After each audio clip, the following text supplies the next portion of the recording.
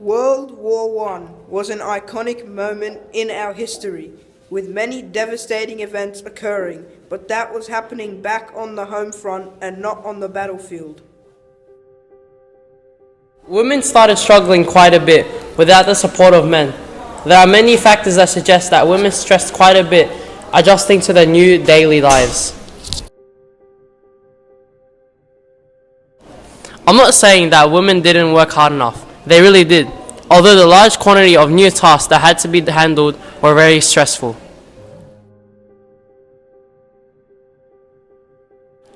Before and at the start of the war, many posters and advertisements were sent out to the army to recruit people, although these posters weren't entirely accurate, manipulating men by only mentioning the positives and calling war a journey, often ignoring the realities which were death and horror.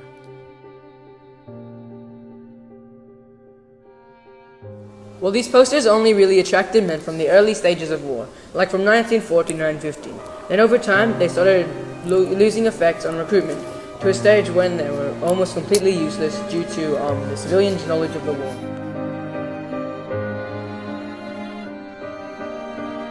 After hearing about deaths and major injuries, no one wanted to prove Australia was strong, take a journey, and be a hero. People started realizing the actual realities and horrors. There was a man named John Bonnie Hines, who was aggressive during the war, collecting German gear as souvenirs. This means he saw many brutal attacks and deaths. Once he returned back to Australia, he was traumatized by the events and now is just living in poverty in the outskirts of Sydney. The Anzac legend suggests that everyone who went to war possesses the same characteristics, especially the ones who went to the battlefield. This meaning everyone who came back felt the same sense of grief and loss. The grief also struck the woman, who lost the family members. When the men returned to the home front, it wasn't necessarily about adjusting back to the pre-war, but now since most of the men were traumatized by the woman and held a stronger role, now supporting the men as well, this may have affected the home front life.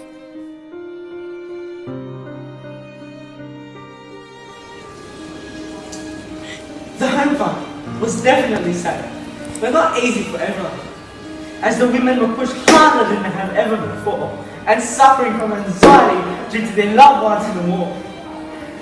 Their enlistment rates were decreasing over the years, but just as a whole, atmosphere in general would have been pretty emotional.